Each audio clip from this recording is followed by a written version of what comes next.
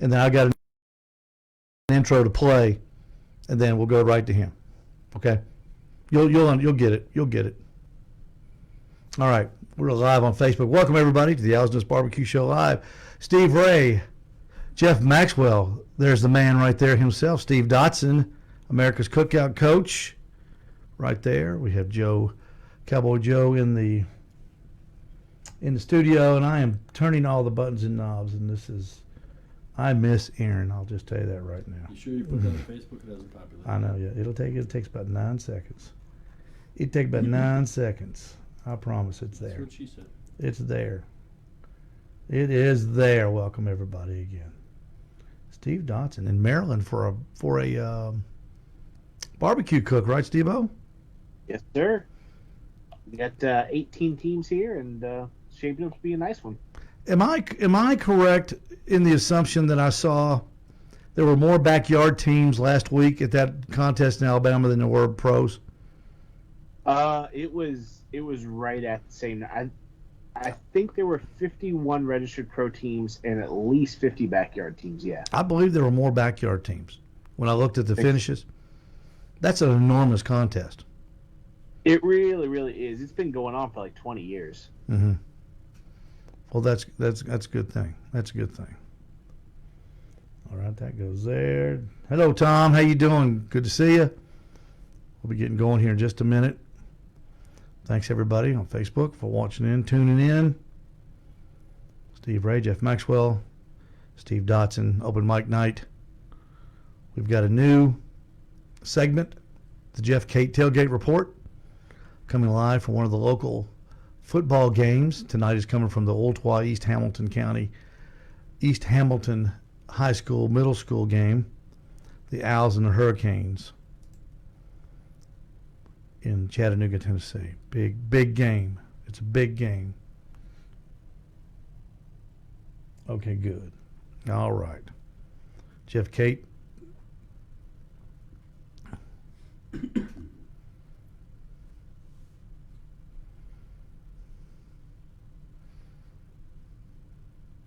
Six 643-1111. Give us your size, get your price. Because the leader in tires is Michelin and the Midnight Oil in Ooltewah. Talk Radio 102.3. It's the Al's Barbecue Show live with your host, Steve Ray, and my assistant radio pitmaster, Jeff Maxwell. The Al's Barbecue Show live is brought to you by Green Mountain Pellet Cookers. You know you want one, so just buy it. Butcher Barbecue Products, all the great products from the two-time world champion, David Botska. By Michelin Tires, the only thing separating you from the road are your tires. Make sure you're riding on Michelin. By all the rubs and sauces from Malcolm Reed and the staff at How to Barbecue Right. And by the best charcoal on planet Earth, Royal Oak. Pellets, briquettes, and lump. If the Royal Oak name is on it, you can count on it. Follow Al's Barbecue on Facebook, Instagram, and catch our podcast on all the popular podcasting sites, including Spotify. So fire up that smoker. It's time to cook something. All right, it's the weekend eve right here at the Al's Barbecue Studios. I'm Steve Ray. With me, Jeff Maxwell. Our special guest on Open Mic Night here is Steve Dotson. We'll be getting to Steve in just a little bit. Our number is 267-1023, 267-1023. We'll be starting every show this football season with our special new segment, the Jeff Cate Tailgate Report. And we're going to start right now with Jeff Cate. Brought to you by the Green Mountain Grill, the grill you've been dreaming about. The Green Mountain Wood Pellet Grill, low and slow or hot and fast. The Green Mountain Grill does it all. Available at the Owl's Nest Barbecue Supply in Ooltewah. Jeff Cate coming to you live from the Ooltewah East Hamilton game on the campus of East Hamilton. Jeff, I don't have to guess, the atmosphere is electric there tonight.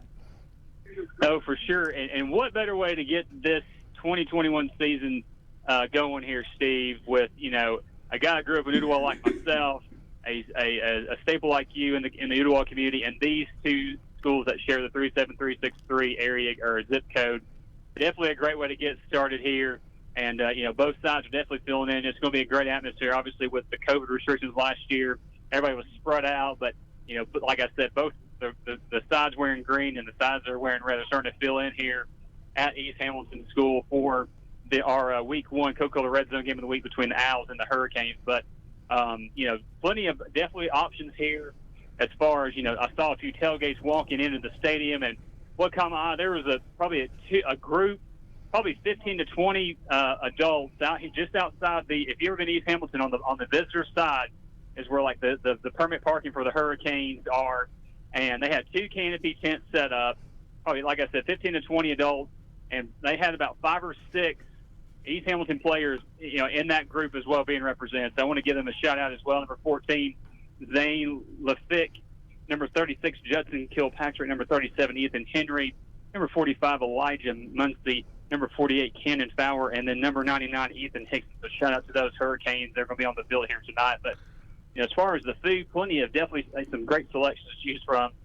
They had chicken wings galore, 2 different kinds of brats, and for dessert, East Hamilton branded cookies that they had white icing on it with the green numbers on them as well to represent those players as well. So definitely plenty of a festive atmosphere here, some great food for sure, and just a great way to kick off this pregame tailgating part of this game of the week that we're going to have here tonight. So it's good to see these 2 schools, and Steve, this is a fairly new young rivalry. It hasn't been close, but these 2 teams still don't like each other, but they do share a community, and it's great to see both these communities coming together and having some good food and representing the best of what the 37363 zip code has to offer. So, Jeff, did they not have any of those? One year they had cookies made like little owls, and they were biting the ears off of them. They didn't have any of those? I have not seen those yet. I do see both student sections here. Now, the Ooltewah student section is dressed up like construction workers. I'll have to see what that's about. And the East Hamilton student section is starting to file in. They're all dressed in black. I wonder if they're trying to represent or trying to give a message across the field that this is a funeral for the Ooltewah Owls. We shall see here in about 30 minutes when the game gets kicked off. Now, Jeff Maxwell's got Hang on, Jeff. Jeff Maxwell's got the backstory on the construction worker. Well, it's the getting off at exit 11, the hardworking community versus the upper scale community. The other thing that I live in Ooltewah, my kids in the neighborhood were talking about the East Ham kids were burning those owls that they put up to fend birds away. They were on social media lighting those on fire yesterday. So it's definitely a rivalry in town here. All right, well, that sounds good. That's all we have for right now, Steve. Thank you for the opportunity. And we shall see what happens here in about 30 minutes. And it's great to be back. It's great to be on this show for sure. You bet, Jeff. Thank you so much. Jeff Cate, weekly report from the game of the week coming up for the next, next 9 weeks now. Or is this week 0? Maybe next 11 weeks. I think this is week 0, isn't it? Yeah, 11 weeks. Jeff Cate, thank you very much. Now let's head off to, normally when we introduce this guy, Jeff, we say we're going up to West Virginia, but now we have to tell we're going over to Maryland, and we're going to go to Steve Dotson. What in the world are you doing in Maryland? You know me. Football season just started, but we are near the end of barbecue season, so I am chasing some points out here in Frostburg, Maryland this weekend. And what is the name of this contest? So this one is called Pig Out in the Park. It's put on by the Frostburg community. I believe the group is Frostburg First, but I've been here before. It's always a really well-run contest. It's got a little festival thing going on with it as well, with some live music and some vendors. It's a great little event. And so you are competing in the KCBS backyard category. Where is your team sitting right now? So overall, we've had a few weeks off, so we've fallen a little bit, but I believe right now we're setting at 10th in KCBS chicken and 4th in KCBS ribs. What about overall? They don't do overall, do they? Yeah, that's right. Not yet, no. I'm sorry. KCBS is still, this is only the second year of the backyard team of the year race stuff, so they're still sort of finding their way on it. Mm-hmm. And the easy things to implement were the chicken and the ribs, because it's written into the KCBS rules that every single KCBS backyard event will include chicken and ribs. So I spoke with Emily at last year's invitational, actually, and basically they're just slowly going through it with what they know they can implement, and then they're figuring out how to add things and account for things like pork, where you can have that at some KCBS backyard contests, but not all of them. Mm-hmm. So they're just trying to find their way a little bit. Well, that's good. Tell me about the. I know people on the radio. The people can't. People on the radio can't see this, but Steve is sitting in front of two char griller gravity feed. Is that what the name of those? I know that they are charcoal gravity feed smoke. What are those grills, Steve? Yeah, so these are my two competition cookers. They are Char Griller 980, when Char Griller names their stuff, usually they include the square inches in the name. So the Char Griller 980 gravity smokers. Mm-hmm. Tell the people listening what a gravity smoker is, because this thing is it's kind of a, I'm not going to say a copy. It's a type of a competition clone smoker, I guess, for lack of a better word, and it makes a unique. It has a unique flavoring system, and it's kind of a cross. I've always told people that gravity feed charcoal cookers, Jeff, are just like pellet cookers. Just the pellets are bigger. Right.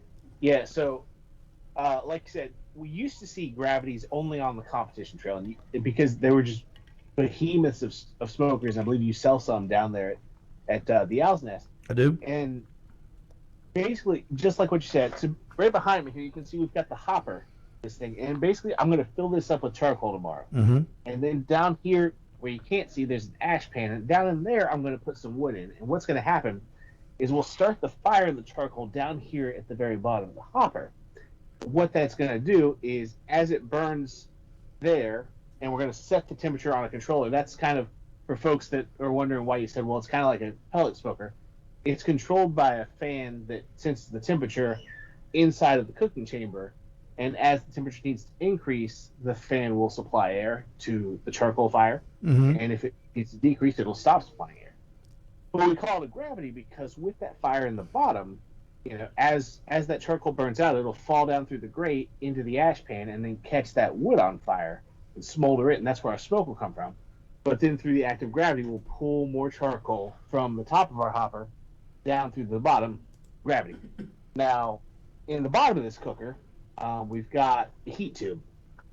And that heat tube has different holes in it to basically let the heat and smoke come into this main chamber evenly as possible. And on this one, I found it's very even, actually. And, I mean, it's so easy to use.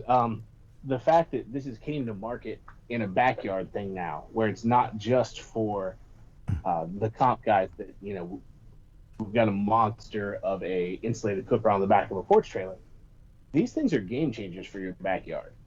Absolutely, they are. And char grillers got the reputation as being one of the more affordable grills on the market, and they kind of set the pace in their originality of the types of smokers that they put out. They come out. I think they're one of the first with the hybrid, the gas, the charcoal smoker. I had one of those for years. Is what I used. These things. What's the price point on these, Steve? Because they're not. They don't break the bank. Anybody can afford these things. Yeah, they really don't. These things go for $5.99 at Lowe's, I believe. Yeah. It's a for great entry the level entry smoker. point of it. How easy it is to use, it's hard to beat. I was thinking about this the other day because I'm a big Acorn guy, which Acorn is another grill that Char Griller makes. It's a steel Kamado, and it was one of the very first very affordable Kamados. I love what that cooker can do. And I got to thinking about it the other day, because eventually the question is going to come and someone's going to ask me, Acorn or Gravity, which would you do and why? And I got to thinking about all the things I can do on the Acorn, and I can really do all of them and maybe a little bit more on this cooker. It's really impressed me in the couple of months I've had it. What your char griller will do too is, I believe you can grill on that thing, can't you? Yeah, so I have one video over on the YouTube channel where I actually did do some ribeye steak cooking, and I believe this one will go up to 700 degrees. Whoa! I didn't want to push it quite that far on the first time doing it. I pushed it up to 550. I think if I pushed it up to 600 or 650, it would have been an amazing sear. For what it was an absolutely great steak, and that was just straight searing. You and I and Jeff, we look at this and we're all instantly going, well, this is a reverse searing machine, because it jumps temperature in a matter of minutes. So if you wanted to put some smoke on the steak and then sear it off, I don't know there's a better machine to do it than this. Well, I'm impressed with it, and I was in Walmart the other day, and I was looking at not that brand, but the other brand X, and I was just kind of looking at the way how it worked, and I thought this thing, for like Jeff said, and for an entry level person on their back porch, you really that kind of a system is, it's almost. You'll get more flavor than a pellet cooker. And, by entry level, what I mean is, you're just venturing out. You're starting. You get your feet wet. It's not a. Sure. It's not a. Making fun of or somebody or something. You got to start somewhere. All of us did. No, it's better than going out to Lowe's and getting one of those. The char griller makes it one of those cheap offsets that are the hardest thing is in the world. I mean, that's what I first got. It's like the Exxon valve. Yeah. It's hard to control temperature. Yeah. It's giving you a vessel. It's giving you an entry level vessel that's easy to control, so you can learn, at least not fire management as much as you would on in some other cookers, but at least gives you a starting point to go. Okay, I can make a good pork butt on this. Yeah, and it doesn't set you up for failure like that offset does. Right. Exactly. Yeah, absolutely. Well, good for you. And then you got Steve Dotson out there on the competition trail, winning with them. Yeah, winning with them. That's reason enough to have you one. You still got to be able to cook. Yeah. Every time I use them, I get more dialed into them, and they are extremely consistent. It's very impressive. All right, you hold that thought. We're going to take our first break of the night. When we come back, we're going to talk about unusual things that you put on your usual barbecue. On the other side of this break, the Owl's Nest Barbecue Supply is the proud home of all butcher barbecue products. From the two-time world champion David Bosca, his rub sauce and grilling oils turn ordinary barbecue into extraordinary barbecue. Grilling Addiction Rub and the famous barbecue mud. Get your butcher barbecue products at the Owl's Nest Barbecue Supply in Oldwell. We'll be right back. It's open mic night, 267-1023. Get on that phone and give us a call, and let's talk some barbecue with America's cookout coach, Steve Dotson.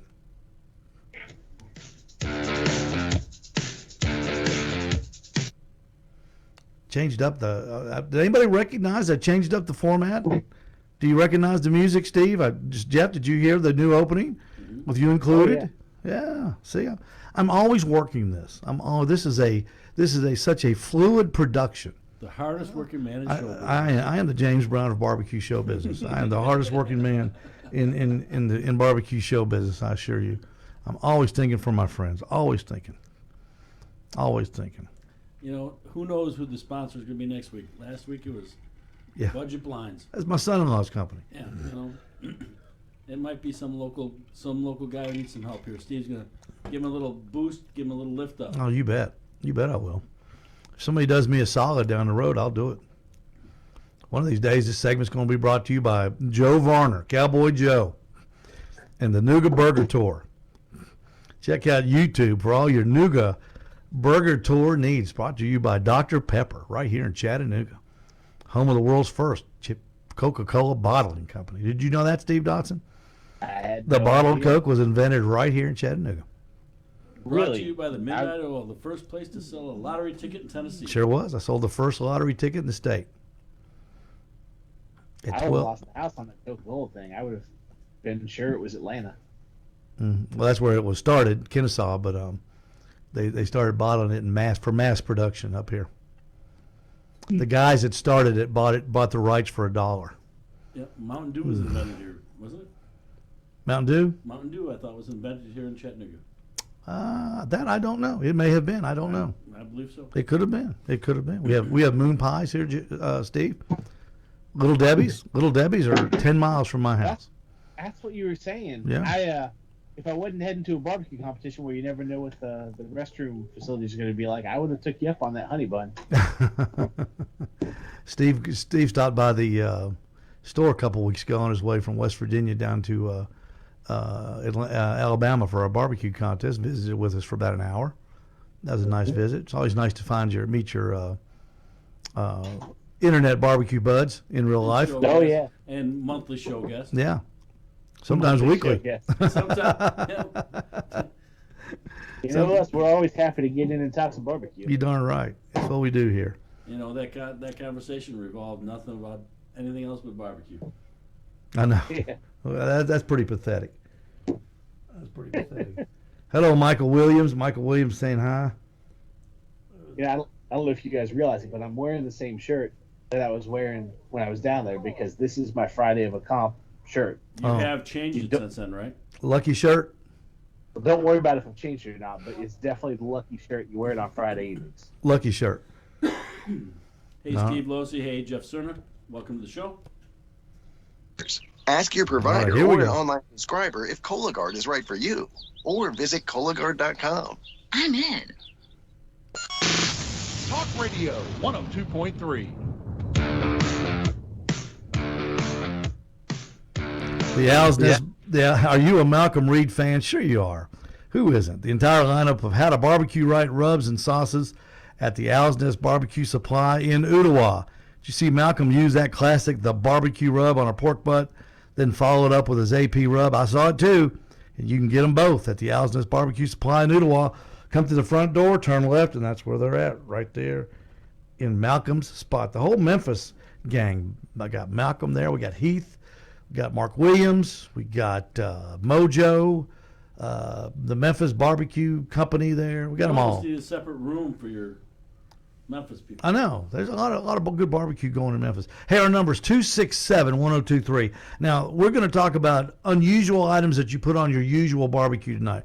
And you're going to have to get your thinking caps on now because these are going to be tough, philosophical questions, okay? And everybody out there in the listening audience, I want y'all to chime in. Cowboy Joe, he's in there. He ain't doing nothing. I want you to know, too, Steve drops this on us at the last minute. He didn't prep us for none of this stuff. I know. I never do. So here we go. All right. Pulled pork sandwich. Tomato or not? No. It's a no from me. If I'm gonna put Alabama white sauce on it, yeah, I'll do it. If I'm gonna put regular barbecue sauce on it, nah, it's redundant. No, wait a minute. You know, wait. I would agree with that, Steve. If I'm going to put Alabama, I would put it on there. Who has ever put white sauce on pork? Now see that's a whole. Steve Dotson. Now see that's a whole nother. That's a. Now see you've just screwed up my entire plan here. Alabama white Now sauce there's a whole nother debate to start. on pork. Yeah. Good God. So Don't knock it till you tried it. I love tomato on a barbecue sandwich. Now let's take that a step further. Cheese, American cheese. I'm Not American. I've tried it because it seems like a good idea to me sometimes, and I've never done it and be like, yeah, no, it's no for me. See, cheese for me is a leftover thing. So you're doing a quesadilla with pork, or you're doing something else. You're doing it with your leftovers, not on a pulled pork sandwich. Okay, but we're just talking about at the picnic. Right. You're gonna walk right by the tomatoes and not go for it. Not put a tomato, a big old homegrown tomato that I'm just your gonna little take neighbor a little down. salt and pepper on that tomato and have it on the side. Really? See, I'm putting that tomato on there. I'm putting that cheese on there too. I love it. I absolutely love it. All right, now let's go. Let's go. We'll go right down the. We can go right down the contest line. Let's go to the first turn-ins. Your chicken. What is the most unusual thing, Jeff Maxwell, that you've ever put on chicken? For a turn-in? No. For a turn-in. We're talking real food. We're talking food that you actually eat and tastes good. Not contest barbecue that's so incredibly bland. I'm talking about good chicken. To dress up to serve? Yeah. I do an Asian with the little Okay. Mr. Yoshida's, Now we're talking. So you go with the Mr. Mr. Yoshida's. Yoshida's, all right? and I'll marinate in that. And then I'll also put it on the grill, and then right at the end I'll put some more sauce on it and set the sauce, and I'll make a homemade wasabi and drizzle it over the top. All right, Steve Dotson, what are you putting on? And I'm not just talking wings. Wings are fine. Chicken breast, chicken thighs. Any part of the chicken. Last week at work, we were doing some elote, Mexican street corn, and in that you've got that mixture of like mayo and Mexican crema and cotija cheese, and there's some chili or something or other in there, and it goes great on the corn. But we actually had some rotisserie chickens there too, and so I cut off a leg and just doused it in that elote dressing, and that was actually really, really good. Now, hold on. Now, see. Now, hold on. Before you go there, my barbecue partner George brought up he wanted to make churro chicken. A what kind? He wanted to coat it like you would a churro. That's that red dessert. sausage. No, that's the dessert. That sugary dessert that's like a tube, and Mexican food. And he wanted to make a chicken with a churro coating on it. Okay. How do you think that would go, Steve? I mean, that sounds like that would be money for chicken and waffles. I think it would be for in that kind of thing. But yeah, I mean, it's a very sugary, sweet thing, Steve. So it would be like I think it would be a chicken and waffles thing. Yeah, it'd be tricky to do without burning it up. Right, because you have to put it on at the last minute. Our buddy Ken Smith is chiming in saying that that barbecue is not Mexican food. No,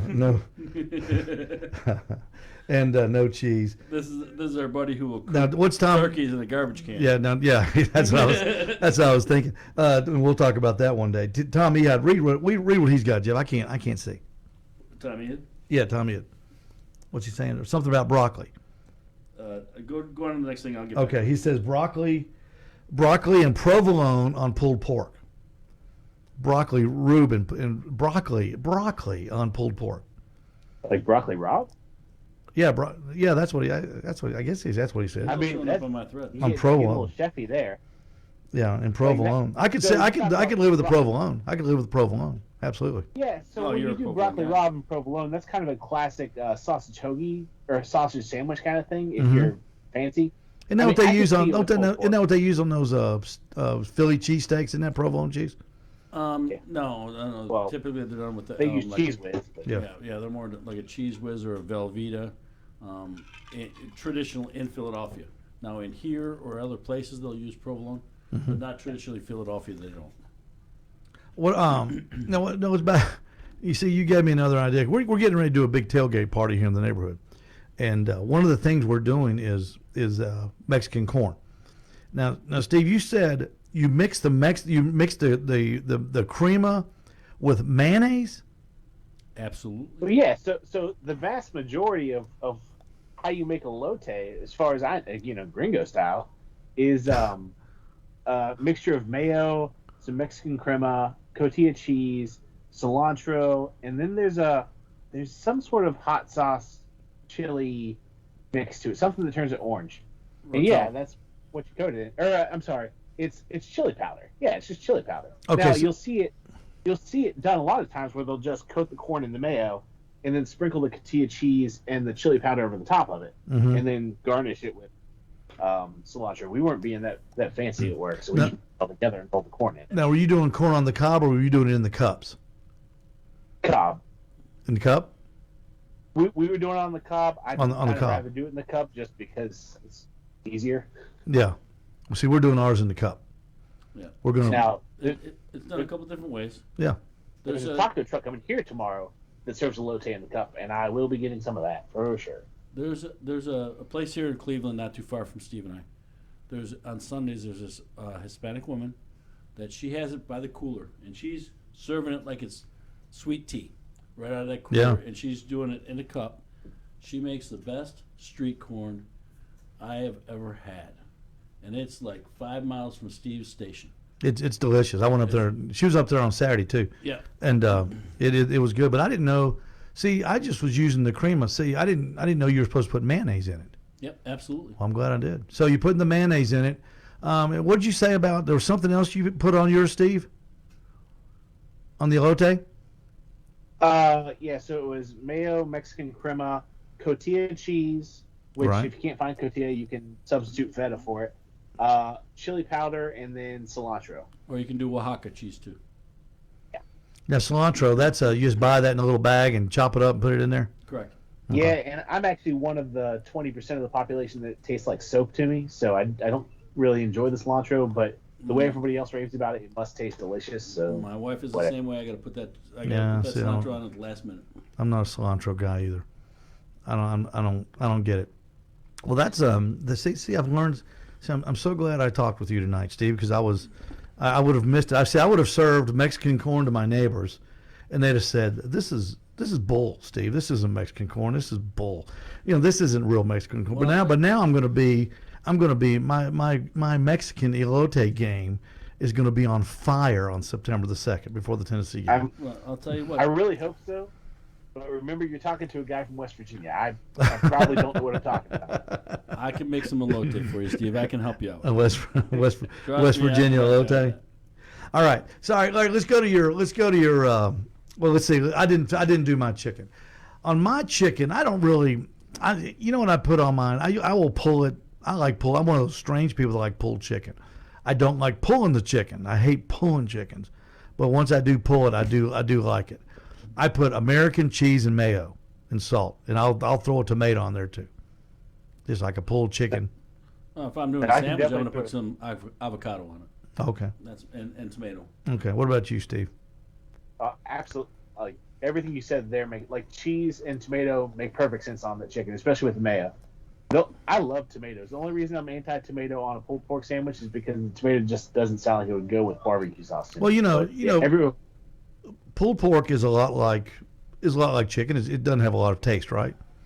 Right. So why don't you put a tomato on it? Because it's already got barbecue sauce on it. Oh, okay. All right. I've got tomato and liquid. If that pulled pork is made right, you don't need to add sauce on it so the tomato goes. My headphones just went dead, but I'm still good. All right, we're going to move on to. I tell you what, Joe. Let's take a real quick break. When we come back, we're going to talk with Steve Dotson about the unusual things that you put on your usual barbecue, and we're going to go to brisket and ribs on the other side of this break. But first, let me tell you, if ribs are your barbecue thing, then I have the thing for you. Craig Sherry's famous Texas rib jelly and Texas rib candy. Plus, his chicken and barbecue rubs are now available at the Owl's Nest Barbecue Supply in Ooltewah. Treat your ribs with a taste of Texas from Craig Sherry. Steve Dotson, Jeff Maxwell, Steve Ray on the other side of this break on the Owl's Nest Barbecue Show Live here on Talk Radio 102.3.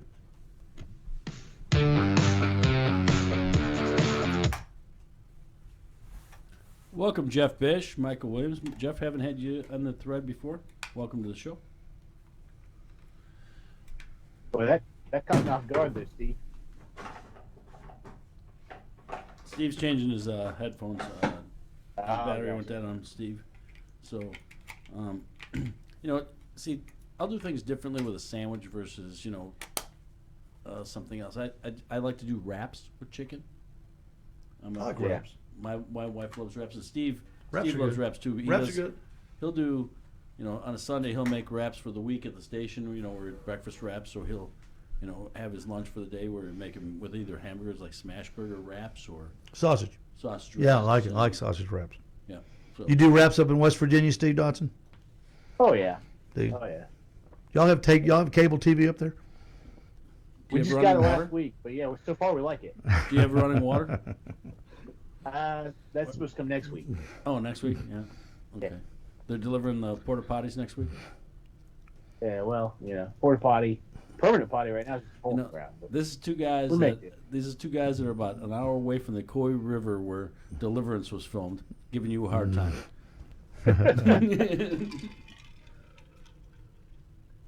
Oh, good. It was filmed pretty close to us. Yep, right on the Coy River. No, it was a Conestoga. Yeah. It was. Trust me. Wow, were you there for the filming? No, but I didn't. I'm a big Deliverance fan. Big fan. Well, then it's urban legend that it was. Yeah, urban legend. Yeah. Coy. I don't think I'm really that adventurous with what I put on my barbecue. Really. I just get really so gotta think about that. get so tired of eating the same old, barbecue and sweet sauce barbecue and. That's it. But see, I've tried white sauce.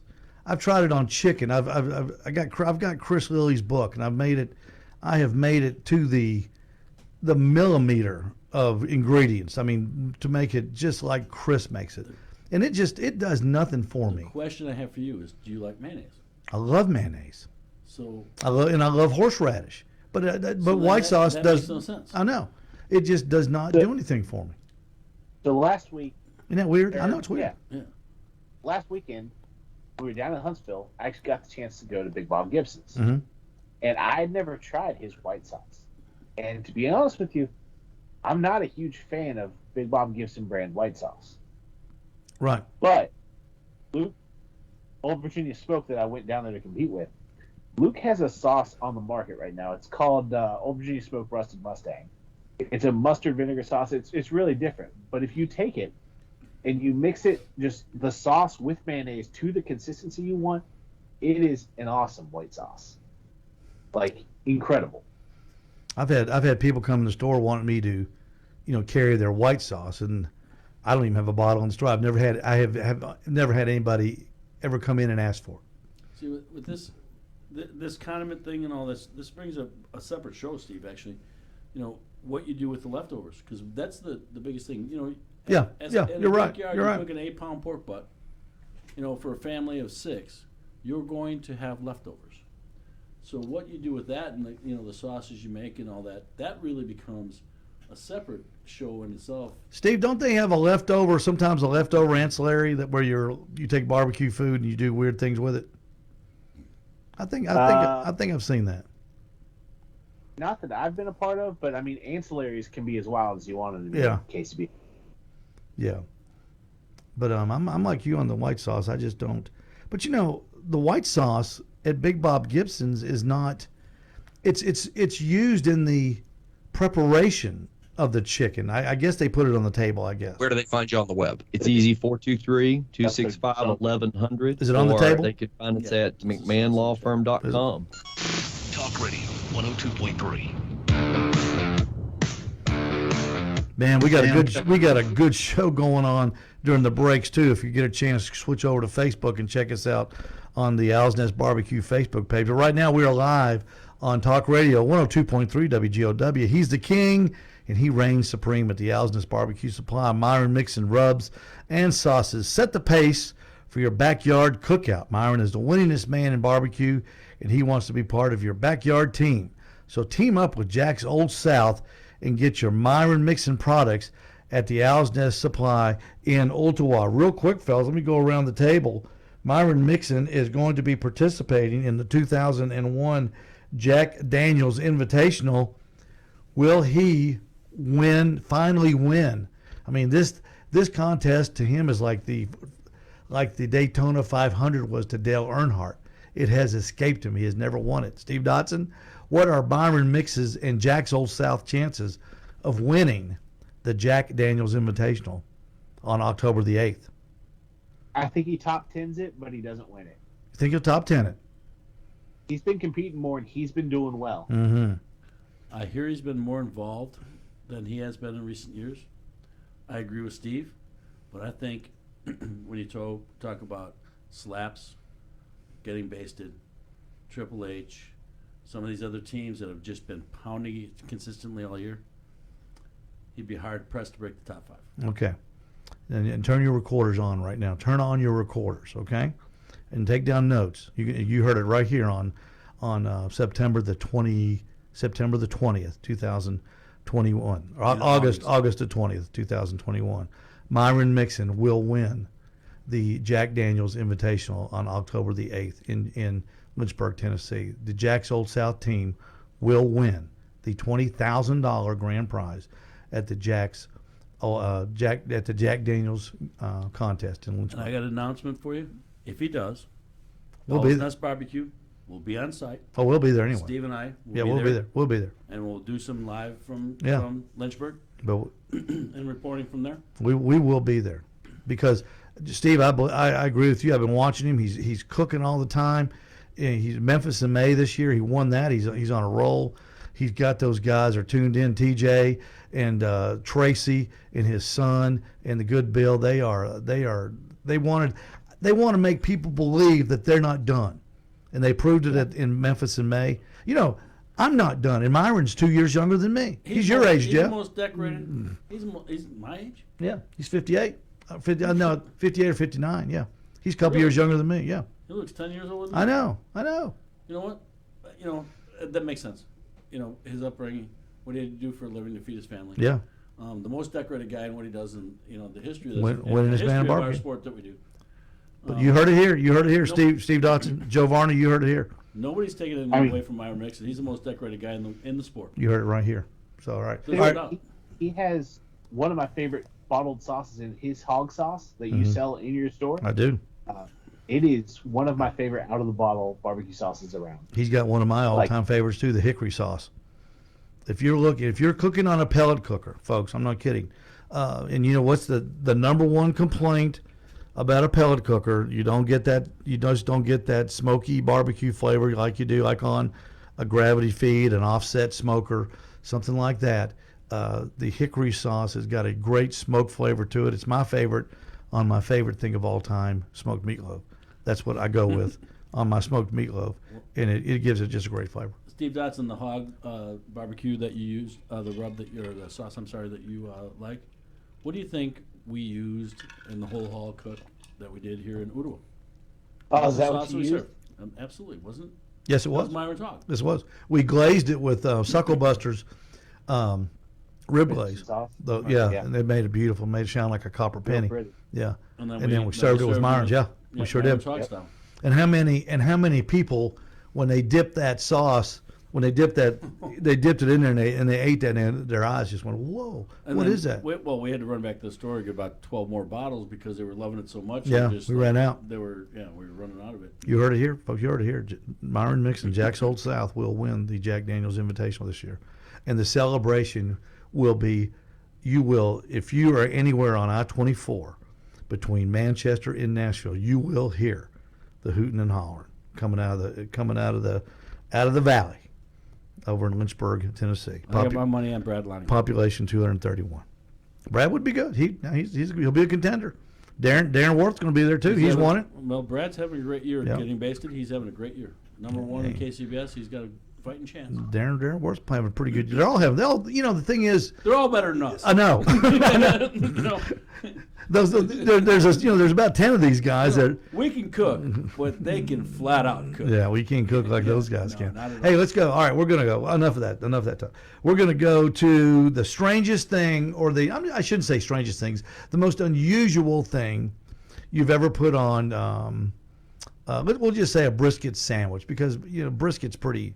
If you're just eating brisket, just without bread or anything, it's pretty straightforward. You can throw some sauce on it. That's nothing unusual. But on our brisket sandwich, Steve Dotson. So I have made a brisket sandwich before where it came out great. I'm a big fan of Colby Jack cheese and mayo. And you kind of wouldn't think mayo and brisket at first, but I was just making a regular lunch sandwich. Mayo and brisket go well together on the sandwich. It's something about it is like all the flavor from that beefiness gets in the mayo, and it's great. Now see, I'm going to go next.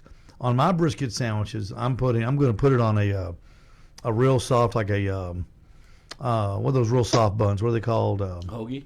No. What's the brand name? They're real soft.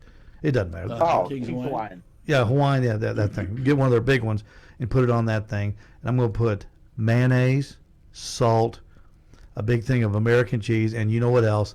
A big old tomato right on top of it. That to me, that's just like a meatloaf sandwich. That's the way I eat my meatloaf sandwiches. I love the tomato on the brisket. I think it complements it, and it doesn't cover up the taste of the meat. And man, they are so good, especially when you nail a brisket. And when I serve brisket, we serve it just right off the brisket. We cut it, we serve it on like a white bread or wrap it up in butcher table and set paper and sell it by the pound. But when I eat it, when I finally sit down and eat it, I never eat it plain. I always like to make a sandwich. All right, Jeff, what do you put on your brisket sandwich? To me, a brisket sandwich is all about the bread.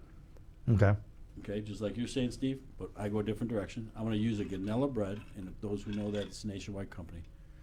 I'm going to dip that in the au jus. Ooh, I like that. Okay. I like that. Like a French dip. Yeah, I like that. French dip. Yeah. Then I'm going to cover that with a provolone or mozzarella cheese, and I'm going to put it in the salamander or in your oven and just toast it a little bit. And I may put some peppers, like a peppercini or a giardiniera or a chow chow is what we call it down here. Mm-hmm. And I may make a little spicy sandwich right there. Kind of like an Arby's. Like an Arby's dip. Yeah, absolutely. Arby's, bro. Absolutely. This is a little step up. This is Jay Alexander's. Okay. Oh, yeah. Jay Alexander. Yeah, it's a different step up in the quality. Not an Arby's, but a Jay Alexander's French dip. Yeah. All right, Steve Dotson. What are you going to do to your West Virginia brisket, and it's got to be a choice, not a Wagyu. We're talking about choice brisket. West Virginia choice brisket. Well, if you want to get crazy around here, I bet you I can find the person who's taken it and made brisket gravy, because brisket and gravy. Try that. You Yeah. know what? Brisket Doesn't sound gravy. bad. We do sausage gravy all the time around here. Well, sure, I'm yeah. sitting here thinking brisket gravy on top of some biscuits would be pretty awesome. I never thought about that, but it would be so easy to make because there's so much juice when you cook a brisket. That's what we do. We do so much sausage gravy and biscuits around here. That Yeah. I guarantee I can find somebody who's done brisket gravy. I'm gonna If make not, some people. I think I know what my next YouTube video is. Hey! I got an idea. What about? I'm Hold gonna on, make hold some on. Hold on. Hold on 1 minute. Brisket and gravy and biscuits and eggs on the side. Make it turn it into like a breakfast meat instead of I'm a. gonna take it a level. All right, what is Remember it? when we did the burgers? Who was we had that won the World Food Championships with the burgers? I'm drawing a blank. Morgan. Morgan Yeah, Cheek, right? yeah, Morgan Cheek. I'm gonna take that brisket. I'm gonna take that egg that you just threw down. I'm gonna take that biscuits and gravy, and then I'm gonna take a donut. I'm gonna slice it in half. I'm gonna turn it upside down. I'm making me a breakfast sandwich that's gonna rock your world. The donut sandwich. When he had us on, or when we had him on, he talked about a pulled pork sandwich on a maple donut sliced in half and then put back on the grill. It was the only time in this show my mouth was watering while I was listening to Steve and Morgan talk. It was. I'm like, and I've yet to try it. We're gonna do that one of these days, one of these weekends. You and I will do that. David Bosk has just joined us in the chat room. David, we're talking about unusual things you put on your usual barbecue. Now we're going to move to. We've just finished up brisket, and Jeff's going to make a brisket donut sandwich with egg, gravy, brisket gravy. God, that sounds We're good. getting crazy. Man, I'm telling you, that sounds good. Now see what this has morphed into. It's not what we've done; it's what we're going to do. We got our minds thinking, No, yeah. and that's what we need to do. We need to get That's what makes outside it the fun. box. Yeah, we need to This get is outside fun. the box. All right, what are you going to put on your ribs, Steve Dotson? Well, That's a hard one. Ribs are hard. Ribs are hard. Well, so it's not what I'm going to put on my ribs. What I'm kind of known for is what I put my ribs into, and that is I make a baby back and cheese. That Ooh. I'm like my friends that know me that know I do barbecue. That's what they request from me, because it started out a long time ago. I brought it to a work potluck because I just learned how to make ribs. I wanted to bring ribs to the potluck, but obviously I couldn't cook enough ribs to bring for everybody. So I fought with a roux. A roux is my mortal enemy, by the way. Fought with the roux, 3 cheese mac and cheese. Done the ribs, barked up some baby backs real nice, pulled them out, chopped them up, put them in the mac and cheese, finished it in the oven. And then at the end, you drizzle some barbecue sauce right over the top to sort of balance that cheese and sweetness. Mhm. And to me, like in barbecue, there is no better bite than a perfectly cooked rib or slightly overcooked rib. And yeah, so to just get little bursts of that throughout some mac and cheese, I don't know if I can beat it. It's so good. Steve, Rib- we got some comments on the chat. Yeah. Krispy Kreme donuts with all that barbecue. Perry Collins saying, "You're all making me hungry." And then Al Salvage, 2 honey buns with a country ham. That'd be Al. That's Al, right? That's Al Salvage. Hey, we got to take our last break real quick. Green Mountain Grills are the pellet smoker of choice for Big Mo, Jim Elser, Sterling Smith, and dozens of other professional barbecue competitors. Come by the Owl's Nest Barbecue Supply and see the Green Mountain Grill in action. The best pellet smoker you can buy, period. We'll be right back with Steve Dotson, Jeff Maxwell, and Steve Ray on the Owl's Nest Barbecue Show live here on Talk Radio 102.3. This is good. This is good. Oh, this sounds good for a fat man, David Bosca says.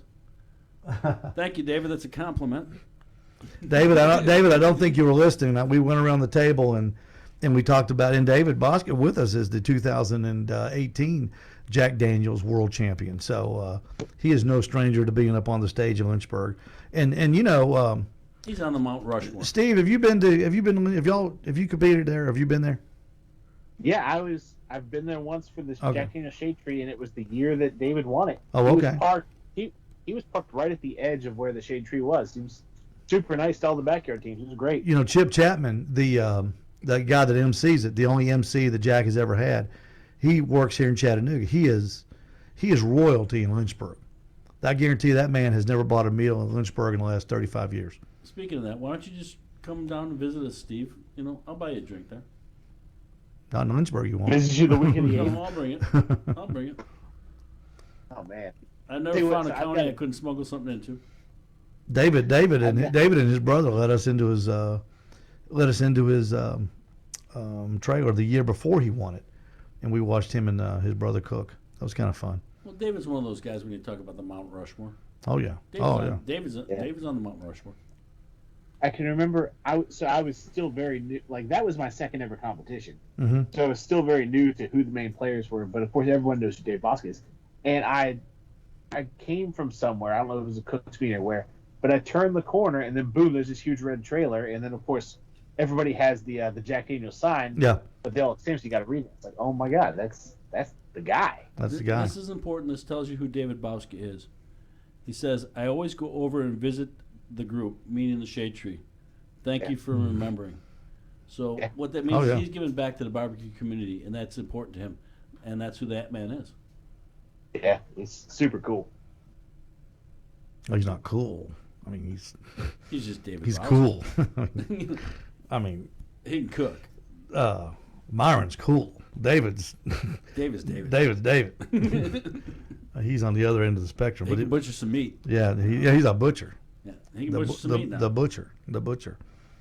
But he's cool. And he can win some competitions. Yeah, world champion. Yeah. Could you imagine winning? He can cook some. Could you imagine? You know, that's when people come in, they always say, "What's the best rub?" And I say, there is no best rub. Everybody in the store is good. All these guys are good, and David will be the first to agree with that. Everybody's rub I sell is good, but they'll say, "What's your favorite?" I go, "Now we're talking." I say, "Grilling Addiction," because you can use it on anything. It's the most versatile rub you have. And then when I tell them that it was on every protein turned in at the 2018 Jack Daniels, every protein he used it. David's blushing. He says on the chat. I'm blushing. Yeah, you know, David, you make good products. It is a base. Everything I turn in, because Steve told me this, everything I turn in a competition, the first rub I put on is Grilling Addiction on every single meat. I mean, it's can't beat it for the most part. I mean, when you do well, you should get that. You should be able to blush. You should have those accolades. Yeah, I tell you, folks, if you're in the Chattanooga area and you're listening to us on Facebook, we've got a shipment. I just had a huge shipment of Butcher Barbecue came in. I had a huge shipment of Malcolm Reed stuff come in. I've got Heath Rowell stuff coming in. We've got some Blue Hog. We've got some charcoal. I got 2 pallets of their lump charcoal coming in. Their lump charcoal is freaking off the chain.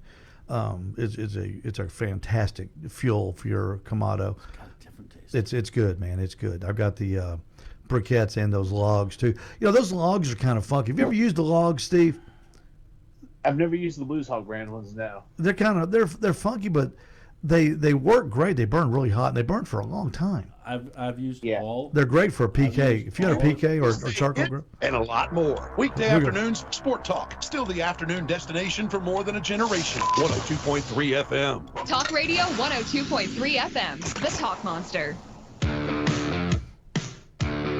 All right, all you pellet heads out there, you know your pellet smokers need quality fuel at the Owl's Nest Barbecue Supply. We stock Barbecuer's Delight pellets that will keep your smoker running smoothly with great flavor. Everything from mesquite, oak, hickory to cherry.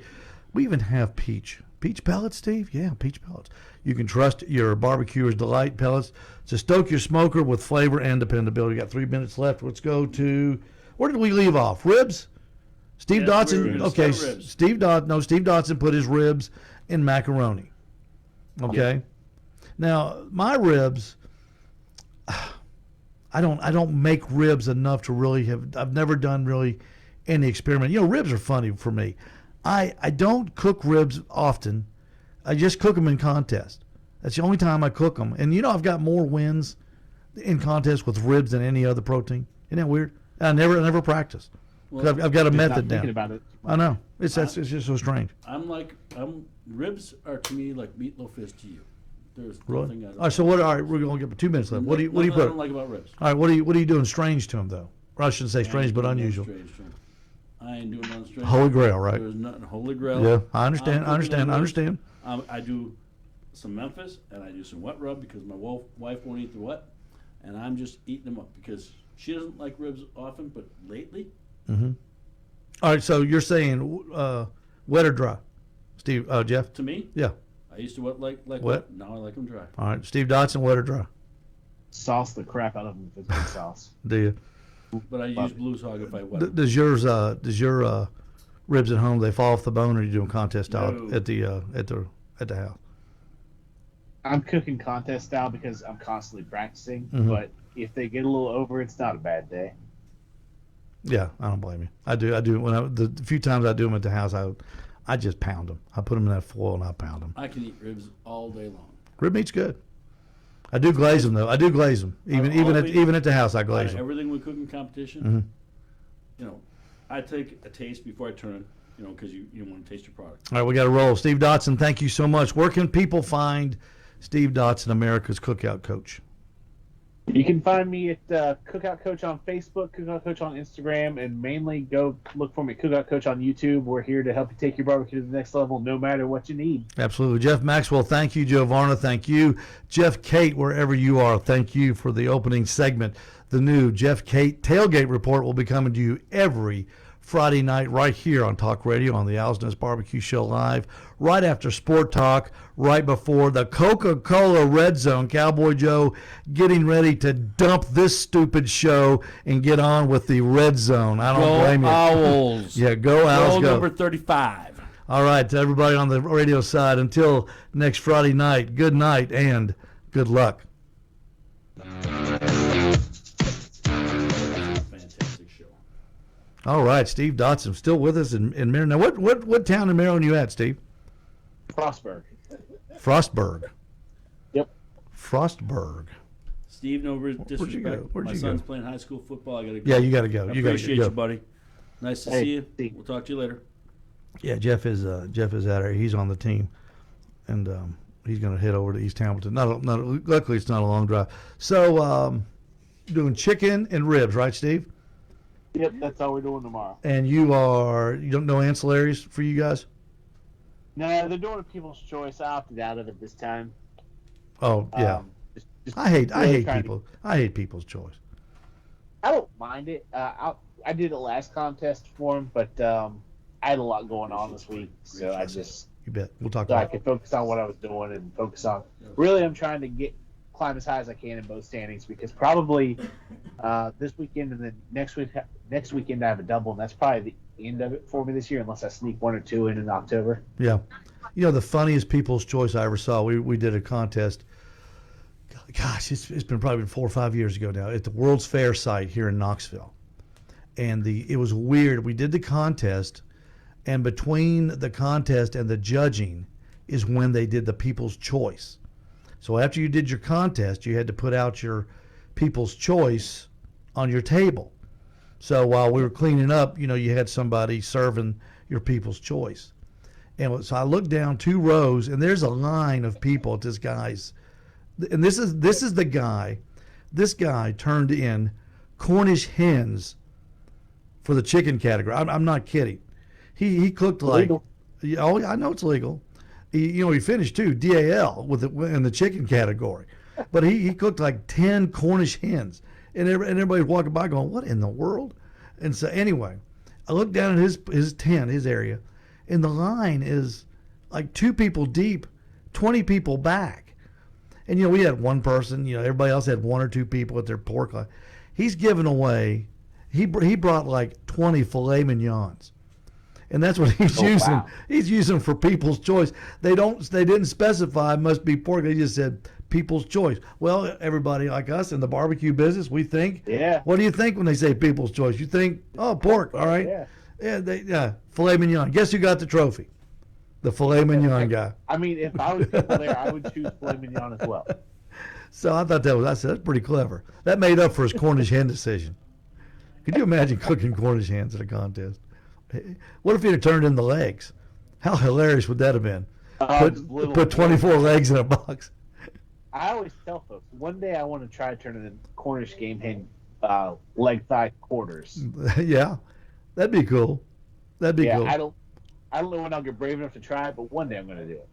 I don't think you have got Crystal restaurants up there in West Virginia. We have Crystals. Cornish hens are like Crystal sandwiches. I mean, you just eat like 20 of them. When you make them, you just line them up and you sauce the heck out of them and you just eat them up like crazy.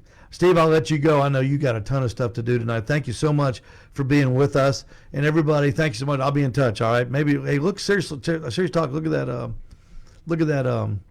That weekend of October the 8th, you could drive to Chattanooga. We can put you up, and we can go up there. You can be on the show here live the night before. And we're all driving up the early morning of the 8th. So just think about it. Yes, sir. I know I know you've got children coming, and you got a bun in the oven. I know it's going to be tough, but if you can work it out, come on, okay? We'd love to see you. All right. And everybody on the Facebook side, thank you so much for watching. Fun show tonight. Appreciate all the comments. Appreciate all the encouragement from the Facebook crowd. And next week we will be right back here with Jeff Cate for the Tailgate Report and a lot more fun stuff here on the Owl's Nest Barbecue Show. And for y'all, until then, good night.